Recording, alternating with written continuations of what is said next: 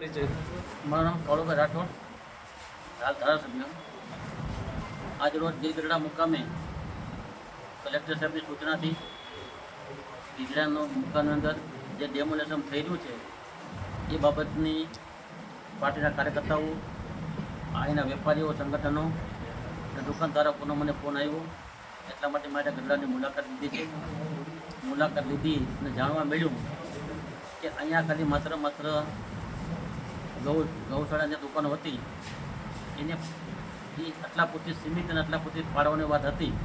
પણ ક્યાંક ને ક્યાંક અહીંના ચેમ્બર ઓફ કોમર્સ અને વેપારી અગ્રણીઓ કે દુકાનધારકો એને વિશ્વાસમાં લીધા વગર એકાએક બીજે દિવસે આજે એકાએક જેસીબી રાખી અને નાના દુકાનદારો હોય રોડની બંને સાઈડમાં દુકાનો જે હતી એનું ડેમોલેશન કરવાનું શરૂ કર્યું. આના કારણે નાના ધંધા રોજગારોમાં થોડોક રોષ પેદા થયો છે. અને આ બાબતે મેં કલેક્ટર શ્રી ગીર સોમનાથ સાથે વાત બી કરી.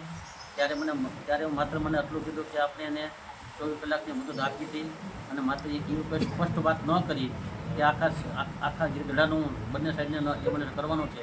પણ અહીંયા રોડની બંને સાઈડ બિનજરૂરી કોઈને કાંઈ નડતરૂપ નથી, રસ્તામાં નથી, હાલ કોઈ સરકારનો રોડ બનતો નથી, રોડ પૂરા થતા નથી, છતાં પણ આ ડેમોલેશન કરવામાં આવી છે. એ મારી દૃષ્ટિએ બહુ વહેલું છે અને ઉતાવળ પણ છે. ડેમોલેશન થવું જોઈએ. જ્યારે રોડ પૂરા કરે સ્વૈચ્છિક રીતે લોકોને કહી, સ્વૈચ્છિક રીતે લોકોની સાથે રાખી અને ડેમોલેશન કરવું જોઈએ. તો અત્યારે કોઈ આ દુકાન કોઈ નડતરૂપ પણ નથી અને કોઈ નડતરૂપ પણ નથી અને દુકાનો પાડવામાં આવી. એટલે લોકોમાં નારાજગી બહુ છે. આ બાબતમાં બધા ભેગા થઈ આગામી દિવસોમાં ક્યાંક અમે કલેક્ટર સાથે સંકલન કરી આગળ એ બાબતમાં ધ્યાન દોરશું. અમે સરકારશ્રીમાં પણ રજૂઆત કરી હાલ પૂરતી રોડની દુકાનો છે પેન્ડિંગ રાખે એવી આ તકે હું અમારી માગણી છે.